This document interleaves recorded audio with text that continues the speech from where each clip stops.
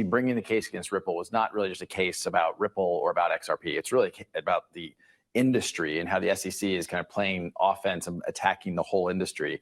2.5 years ago when this started, I'm not sure everyone fully digested that, and now that is widely understood. This is going to be pivotal for the whole industry, because if the SEC is able to prevail, I think there's a lot of other cases, and some of them just in the last 4 weeks, I think they brought 5 additional enforcement cases. The macro headline for me is this is not a healthy way to regulate an industry. Your regulation through enforcement, as opposed to where we're seeing in other countries where they're doing the work, right? They're codifying, they're creating a framework that allows an industry to grow while protecting consumers. And I think that's really what the US is lagging. And to some degree why I'm here in Washington is to continue to try to evangelize and educate, here's how these technologies can really benefit consumers, benefit industry.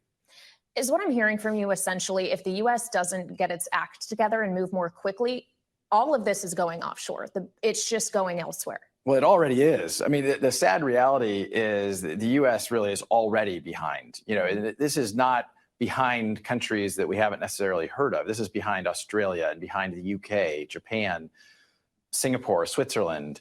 There's a lot of countries that have taken the time and thoughtfulness to create that clear rules of the road.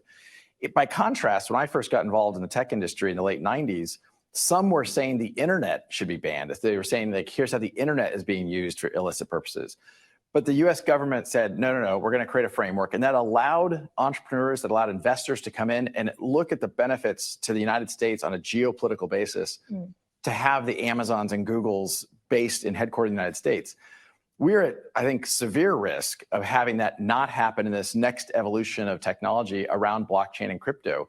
It has already started moving outside the United States. And also the consumers are suffering because of that, because you don't have the same protections that the US regulatory frameworks can provide. What would a good framework look like in your view? Well, look, I think what you're seeing right now is the Securities and Exchange Commission. If you're a hammer, everything looks like a nail. And not everything here is a nail. And I think any framework has to start with clear protections for consumers, but then to thoughtfully understand that these aren't always going to be securities. Some of them are used as currencies.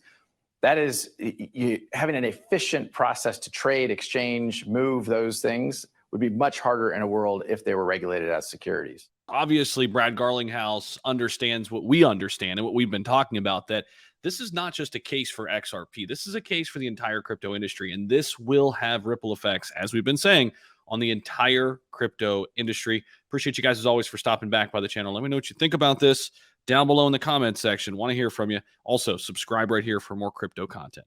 We'll see you.